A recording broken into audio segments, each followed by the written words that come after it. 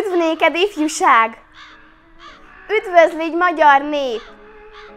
Ki lángban és vérben születtél meg újra, 3 nagy éjszakán, vadágyú dörgésben. Melyik nép írta fel mostanában nevét így, hogy aranyat adott kezébe Isten ujja? S mely nép beszélt így önmaga nevében, mint angyal, mikor a harsonáját fújja? Búsigájának fájára írja hát, s mint annyiszor a megsárgult 1000 évben, vérrel és vassal tanítja zsarnokát. 1945. áprilisában véget ért a II. Világháború. Az ország romokban hevert. A magyar nép óriási erővel látott hozzá a haza újjáépítéséhez. Az országot megszálló szovjet csapatok segítségével azonban olyan emberek kerültek hatalomra, akik rútul becsapták a népet. Függetlenséget, szabadságot, jólétet hirdettek, de valójában zsarnokság nyomorította a népet. Hol zsarnokság van, ott zsarnokság van. Nem csak a puskacsőben, nem csak a börtönökben. Ott zsarnokság van az óvodákban, az apai tanácsban, az anya mosolyában, abban, ahogy a gyermek idegennek felelget, tányérban és pohárban. Az ott van az orrban, szájban, hidegben és homályban, szabadban és szobában. Az elégedetlenség, az elkeseredés, a szabadságvágy az ifjúság körében váltott ki először nyilvános szervezkedést. Az egyetemisták 16 pontban foglalták össze követeléseiket. A diákok 1956.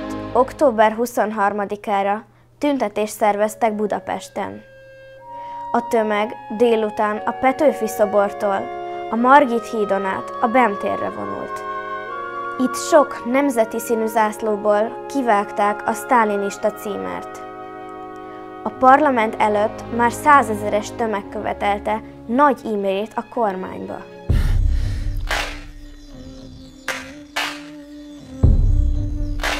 Megyünk! Valami láthatatlan áramlás szívünket befutja. Akadozva száll még az ének, de már milyenk a Pesti utca.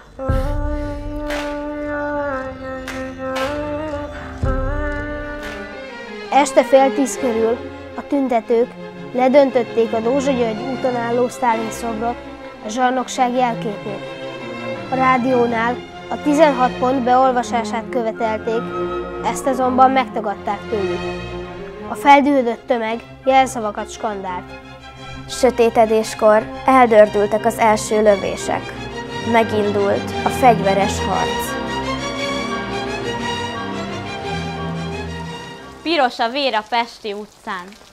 Eső esik, és elveri. Mossa a vért, de megmaradnak a Pesti utca kövein. Piros a vér a Pesti utcán. Munkások, ifjak vére folyt. A 3 színlobogók mellé tegyetek ki gyászlobogót. Másnap, 24-én reggel szovjet tankcsapatok vonultak be Budapestre a felkelés elfojtására. Az idegen katonaság megjelenésével a felkelés nemzeti szabadságharccá változott. A főváros számos pontján fegyveres ellenállók vették fel a harcot. A harcosok között sok volt a 10 éves pesti srác. Az inkább megfélemlítésnek szánt szovjet beavatkozás kudarcot vallott. A fordulat október 28-án következett be. Nagy Imre miniszterelnök a forradalom oldalára állt. Tűzszünetet rendelt el, és nemzeti demokratikus mozgalomnak nyilvánította a megmozdulásokat. Újra a Kossuth címer lett a hivatalos állami jelkép, március 15-e pedig ismét nemzeti ünneppé vált. újjáélet a többpártrendszer is. A kormányfő kérte a szovjet csapatok kivonását Budapestről, majd az országból. Csak akkor születtek nagy dolgok, ha bátrak voltak, akik mertek. S ha 100-szor tudtak bátrak lenni, 100-szor bátrak és viharvertek.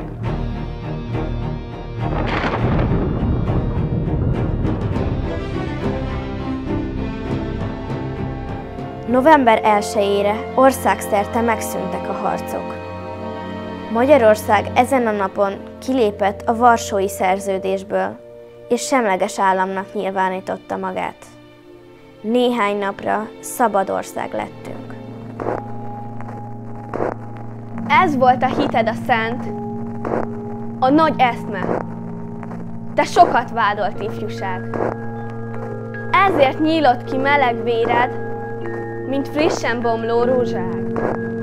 Fent lobogsz már a csillagokban, és örök fényeddel üzened, örökké él majd a hősök népe, örökké él majd nemzeted.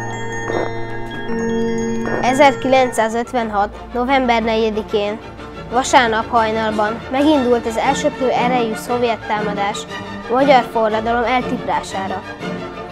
5 óra 20 perckor a Szabad Kossuth Rádióban hangzott el Nagy Imrének népéhez intézett utolsó szózata. Nagy Imre beszél, a Magyar Népköztársaság minisztertanácsának elnöke.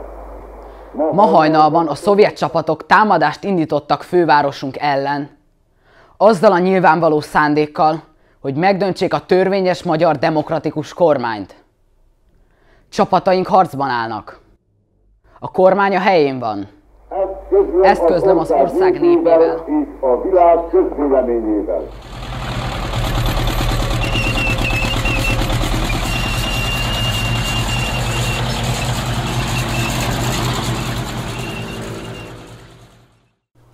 A túlerő egy hét alatt felszámolta az ellenállást.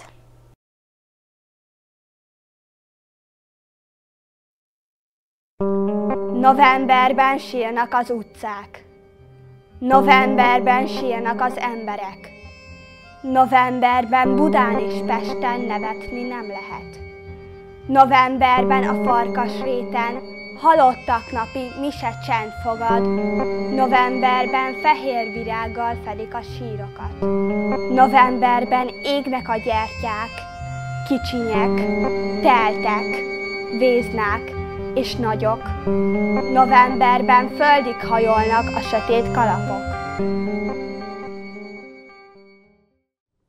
A legázolt, bilincsbe vert Magyarország többet tett a szabadságért és igazságért, mint bármelyik nép a világon az elmúlt 20 esztendőben. Csak úgy maradhatunk hívek Magyarországhoz, ha soha és sehol el nem áruljuk, amiért a magyar harcosok életüket adták, és soha, sehol, még közvetve sem igazoljuk a gyilkosukat. Nehéz mi nékünk méltónak lenni ennyi áldozatra. Áldottak az özvegyek, kik a holt apák puskáját a fiak kezébe adták, a műhelyben a helyükre álltak, és a mezőkre mentek. Áldottak a gyerekek, kik búgócsigáig sarokba téve rohantak tankok ellen. Áldottak a diákok, kik zsongó iskolákból az utcára rohantak, zsebükben töltényre cserélve át a ceruzákat. Áldottak a munkások, kik a testükkel harcolták az utca harcát. Áldottak az öregek, kik merészebbek és bátrabbak voltak a fiataloknál, géppisztolyok ellen mellük falát emelve. Áldott légy Budapest! Lerombolt falaiddal, és megcsonkított szobraiddal, széttört hídjaiddal, és földre sújtott tornyaiddal. Áldott légy Budapest! Gyászodban, megkínzatásodban és szivárgó sebeidben, mert csorgó véred lemos a földünk gyalázatát, és halottaid nyomában biztos lábaddal indul a szabadság. A történelem kereke végül úgy fordult, hogy a hősök áldozata nem volt hiába való.